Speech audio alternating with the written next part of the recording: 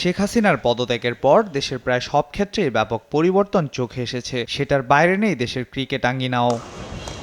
কিন্তু সরকার পতনের পর থেকেই বাংলাদেশ ক্রিকেট বোর্ডের সভাপতি নাজমুল হাসান পাপন ক্রিকেটের দৃশ্যপটে নেই। পাপন ছাড়াও পরিচালকদের মধ্যেও অনেকেই আওয়ামী লীগের রাজনীতির সঙ্গে সরাসরি যুক্ত ছিল। তারা হঠাৎ গা ঢাকা দেওয়ায় অভিভাবক শূন্য এখন দেশের ক্রিকেট।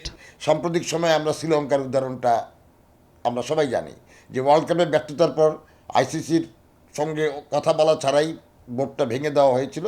আইসিসি 24 ঘন্টার মধ্যে শ্রীলঙ্কা বোর্ডকে কালো তালিকাভুক্ত করেছে। তারপরে শ্রীলঙ্কা সরকার আবার বাধ্য হয়ে পুরান বোর্ডটাকেই আবার তাদেরকে নতুন করে রিইনস্টিটিউট করতে হয়েছে।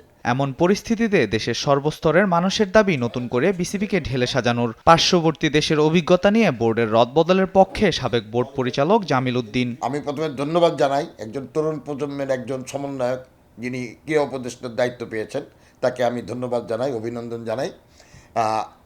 উনাকে এখন এই জিনিসটা খুব টেকনিক্যালি হ্যান্ডেল করতে হবে। হোমোজিক্যালি কোনো কাজ করা যাবে না, কারণ প্রশাসন কিন্তু চালাতে হলে হোমোজিক্যাল হলে চলবে না। সুতরাং কীভাবে বোর্ডটা সুন্দর করে পুনর্গঠন করা যায় একটা প্রক্রিয়ার মধ্যে দিয়ে তাকে কিন্তু এটা অনুসরণ যেতে হবে।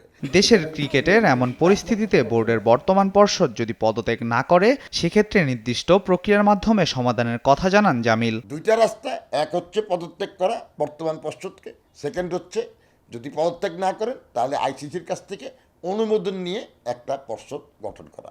এর বাইরে কিন্তু কোনো প্রক্রিয়া নাই। সুতরাং এর মধ্য দিয়েই একটা নতুন পর্ষদ গঠন করতে হবে। এর আগেও বাংলাদেশ ক্রিকেট বোর্ডে দুবার দেখা গিয়েছিল অন্তর্বর্তীকালীন কমিটি। 2007 সালে সে সময়ের তত্ত্বাবধায়ক সরকারের অধীনে দেয়া হয়েছিল অ্যাডহক কমিটি। এছাড়া 2013 সালে আহম মোস্তফা কামাল ও নাজমুল হাসান পাপনের মধ্যবর্তী সময়েও ছিল অন্তর্বর্তীকালীন এক committee. Al Mahmud Fahim, sports desk, দেশ টিভি।